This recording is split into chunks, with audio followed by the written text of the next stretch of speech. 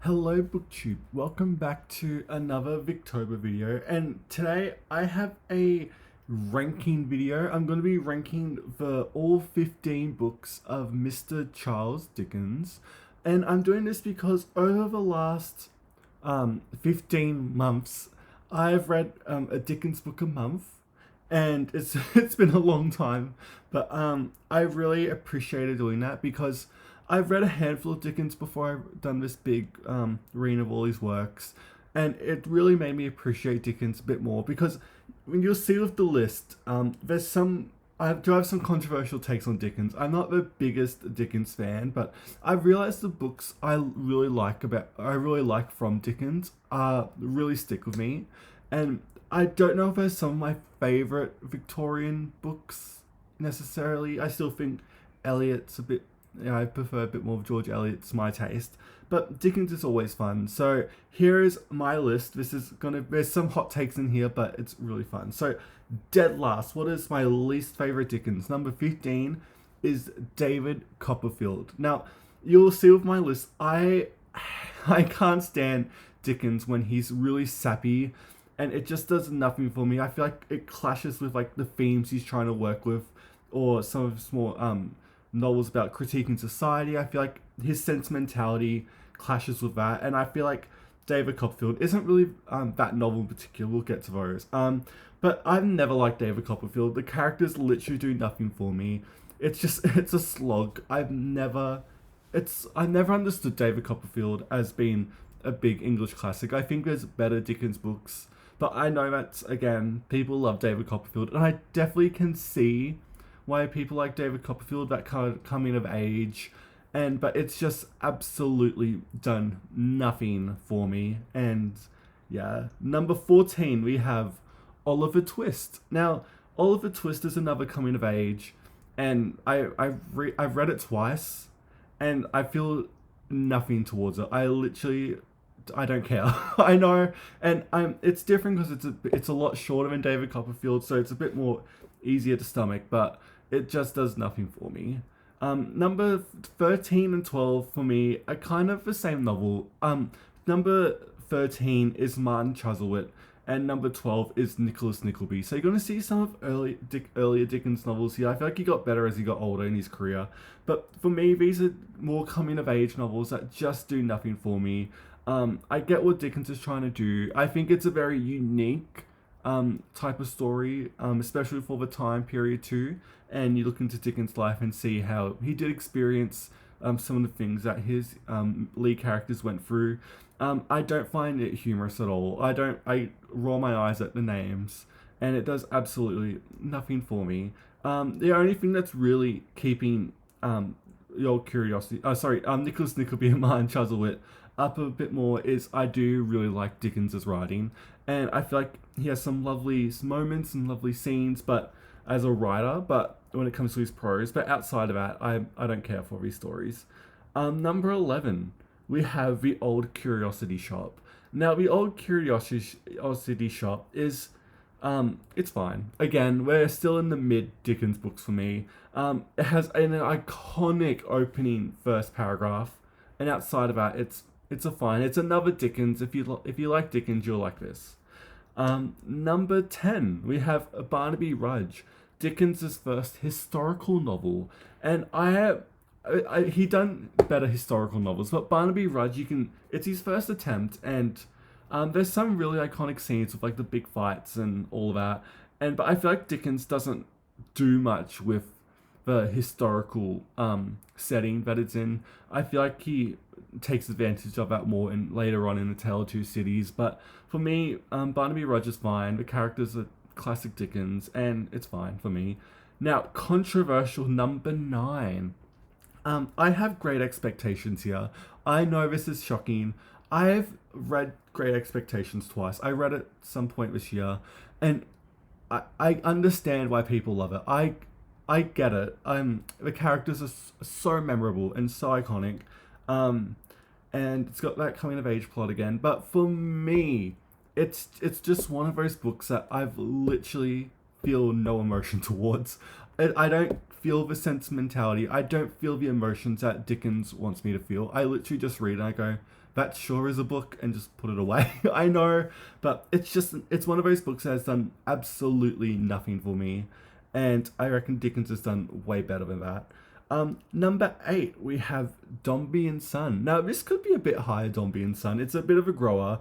I love the themes of inheritance too. I love a good inheritance plot by Dickens, I've realised. But the way it deals with gender too, and I just feel like the themes of this book are so interesting, but the plot and the page count for me definitely get in the way. It is one of those books where if you trimmed it down to, I don't know, maybe like 400 pages or whatever, maybe 500 at most, it would be up a lot higher. But Dombey and Son for me is a book with great themes and really interesting conversations it's trying to have around the Victorian society. But for me, it just falls flat, personally, when it comes to the plot. 7, Hard Times. Now, I think Hard Times is fine. A lot of people put this as Dickens' worst novel, but it's fine for me. It's another social critique novel. It is his shortest, I think. It has no pictures in it, and that was really interesting because I'd gotten so used to it by that point. Hard Times is fine. It's Dickens doing a social novel. It's not the most memorable plot or memorable characters for me. It's more, it's the least Dickensy book I think he ever done, really. And we'll see later on in his later period, he really kind of moved away from the more social critique novels, which I actually really liked. I was surprised how much I liked them, but I get why people put it so low in Dickens's oeuvre, because it's really one of his least Dickensy books, and yeah, it's in the middle for me, really. Number 5, we're in the top 5 now. We have Bleak House at number 5. Now, Bleak House is a amazing mystery novel. I think it's a really solid. This is up here with Bleak House and Our Mutual Friend really show how Dickens can weave so many subplots and make them work in one novel. I don't think I can name any author that really is able to weave as many subplots as he does into one overarching story. But Bleak House is great. The only reason it's a bit lower is because it's too long. If you cut it down to 600 pages or whatever, make it shorter, it'd be up there, really. But it's a great story. It just, the page length gets to me. I feel like it slogs a bit at certain points, where a lot of other Victorian novels don't. Number 4, we have The Mystery of Edwin, Drood. I know it's a bit weird putting a book he technically didn't finish. This was posthumously released, and it's Dickens kind of doing like a murder mystery, and I'm here for it.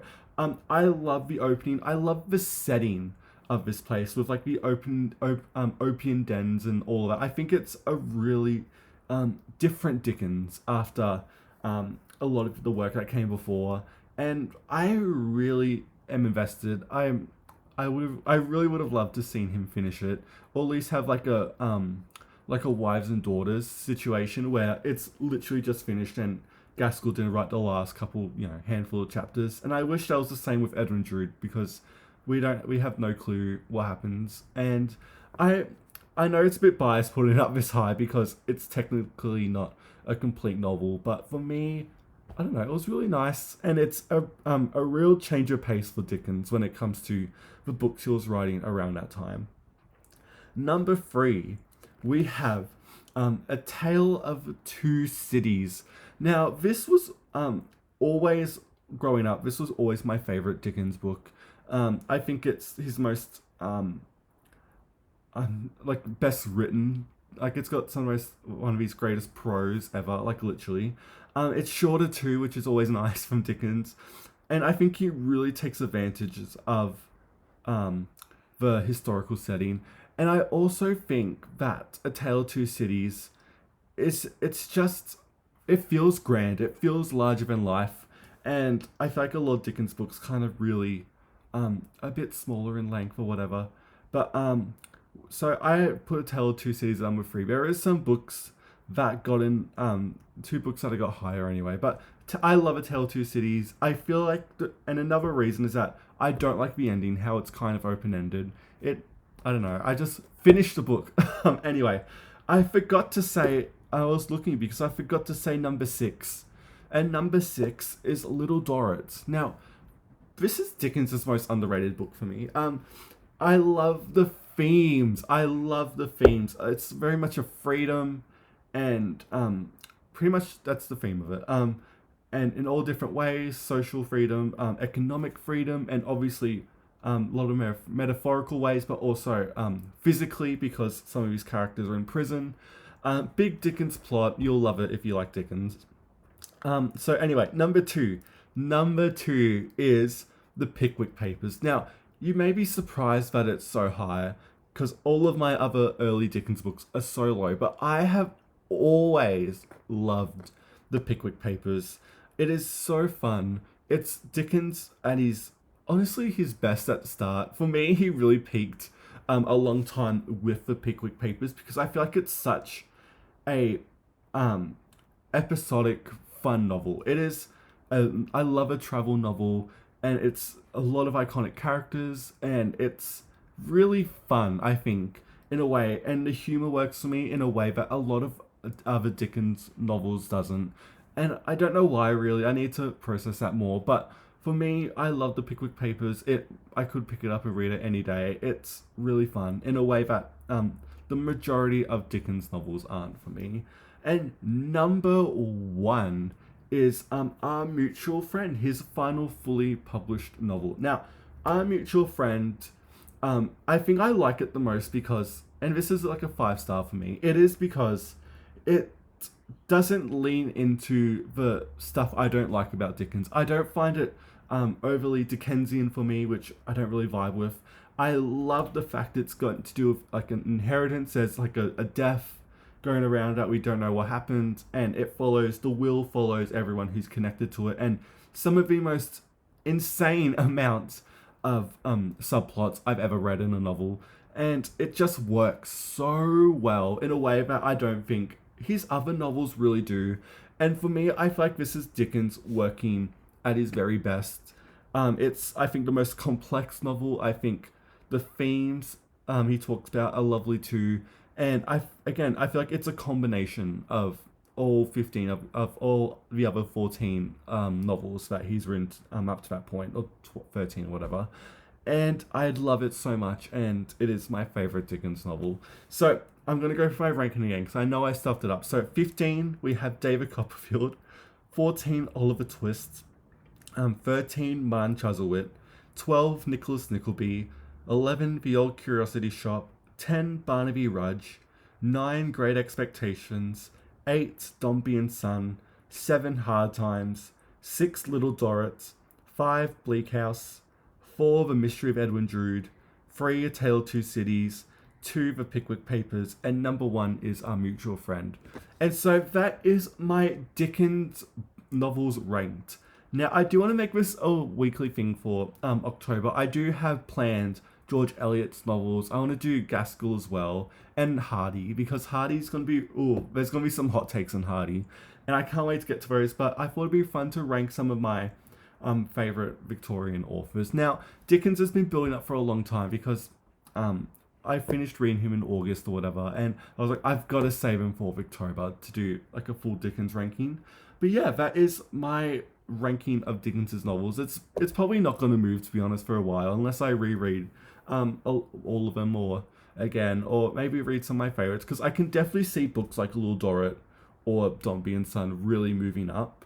And yeah, that's my ranking of Dickens. Let me know what you think about it in the comments below. What's your favorite and least favorite Dickens? And yeah, thank you so much for watching BookTube, and I will see you next time.